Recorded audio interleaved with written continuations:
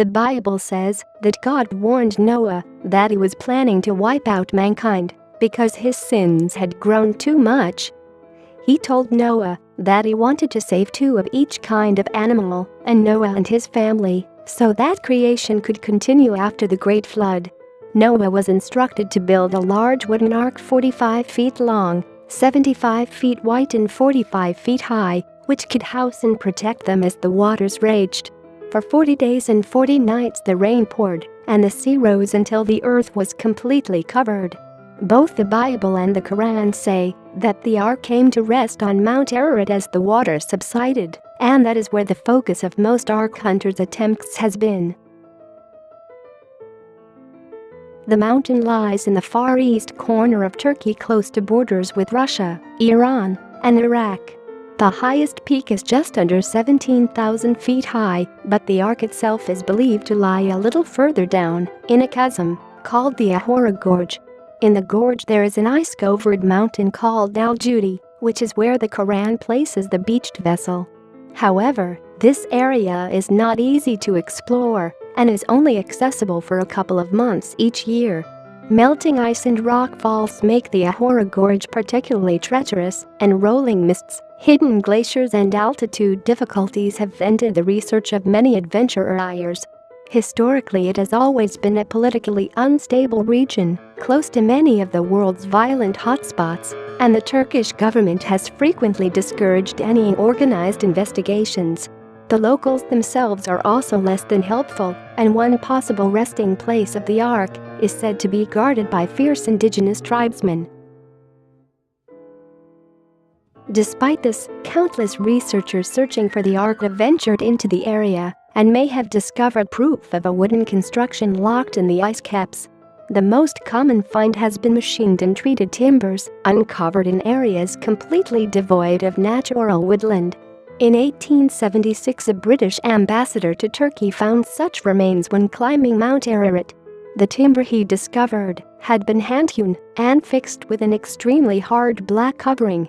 Almost 80 years later, in 1955, an explorer called Fernand Navarra and his son Raphael discovered some wooden beams in a crevice on the mountain. They took samples of the wood, and these have been carbon dated as being around 4,000 years old.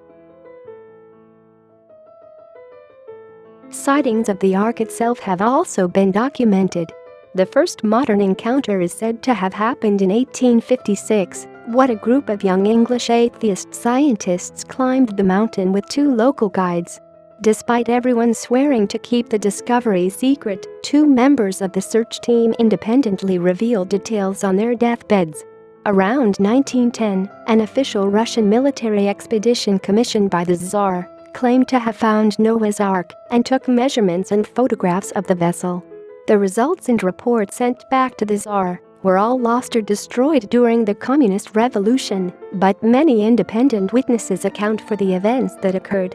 Crucially, everybody who claims to have found the remains has done so in the same area of Mount Ararat.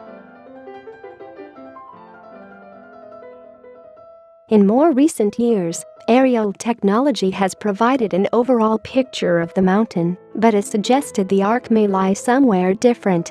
In 1949, a U.S. Air Force mission photographed an unusual feature 15,500 feet up on the northwestern plateau of Mount Ararat on the other side from the Ahura Gorge.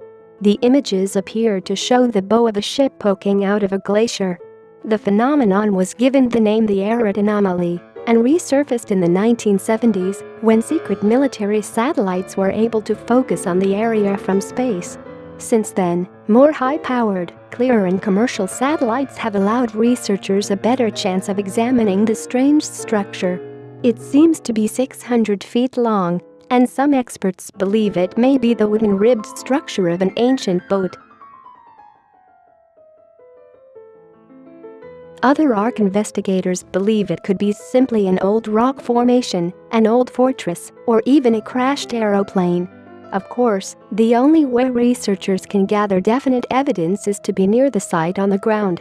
But increased tension between Turkey and the area's Kurdish population has hampered exploration attempts, and the recent instability in nearby Iraq has also added to the region's pressures.